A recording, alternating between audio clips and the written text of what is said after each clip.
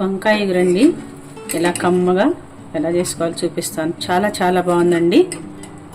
రోజువారీ లేకుండా వెరైటీగా చేశాను. ఎలా వంకాయ ఎగురు ఎలా వండినా కూడా చాలా చాలా టేస్ట్గా ఉంటుంది. వంకాయ ఎగురు మనకు అందరికి ఇష్టమైన కూర.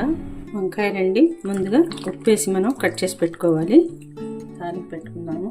కాస్తంత శనగపప్పు, కొంచెం మినపప్పు, ఆవాలు, జీలకర్ర, పసుపు, ఒక పెద్ద ఉల్లిపాయ తరుగు,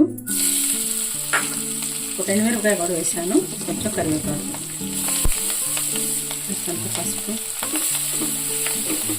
ఉల్లిపాయలు చాలా వరకు వేగాయి. వంకాయలు వేసేసుకుందాము.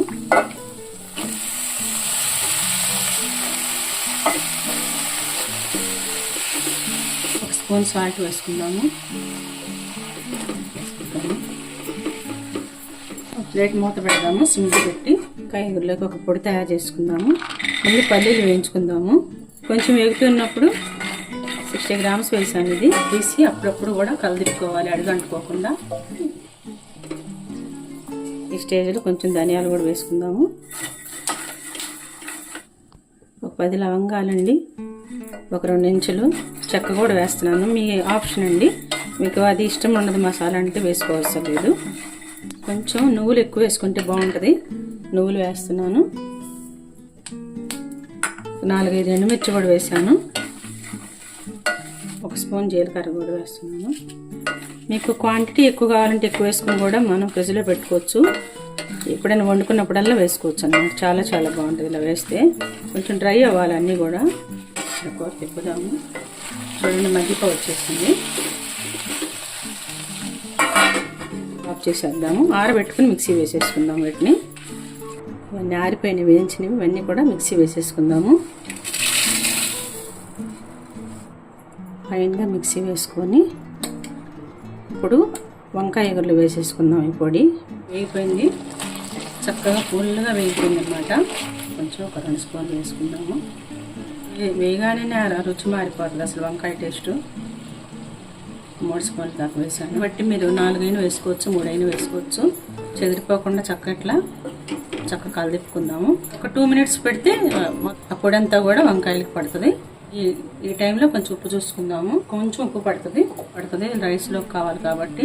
పొడిలో వేసిన మిరపకాయలు కొంచెమే కాబట్టి కొంచెం కారం కూడా వేస్తున్నాను. కారం తిప్పేసుకుందాము చక్కగా. ఇలా పొడి కూడా వేసుకుని కనుక చేసుకుంటే అన్నంలోకి చక్కగా తినేసేయచ్చు. ఈజీ ప్రాసెస్ అండి, పెద్ద కష్టం ఉండదు ఇది. మిగిలిన పొడి అంతా కూడా మనము ఇలా ఒక డబ్బాలో వేసేసుకుని పెట్టేసుకుందాము. ఫ్రిడ్జ్లో పెట్టేసుకుంటే చక్కగా ఇలా ఒక డబ్బాలో పోసుకొని మూత పెట్టి పెట్టేసుకున్నాము. ఇది చిదురైపోతుంది.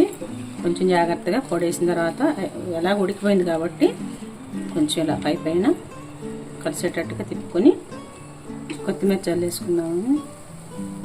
అయిపోయింది. చాలా బాగుందండి. చక్కగా అన్నీ సరిపోయినాయి. ఇంకేం వేయవసరం లేదనమాట. పొడి కానీ ఉప్పు కారం అన్నీ కూడా కరెక్ట్గా సరిపోయినాయి. అసలు ఎంత రుచిగా ఉందోనండి. చాలా చాలా టేస్ట్గా ఉంది. ఎలా గనక చేసి తిన్నారంటే అసలు వదిలిపెట్టరు. కమ్మగా ఉంది కూర. ఎంతో టేస్టీ వంకాయ ఫ్రై అండి రెడీ. చాలా చాలా బాగుందండి. మీరందరూ కూడా తయారు చేసుకుని ఎలా ఉందని చెప్పి కామెంట్ పెట్టండి. మీకు నచ్చితే షేర్ చేయండి అండి. థ్యాంక్ యూ అండి. చాలా రుచిగా ఉందండి, వేరే కాదు. అసలు ఎంత బాగుందో చూడండి. వంకాయ కూడా ఎంత బాగుందో. థ్యాంక్ యూ అండి.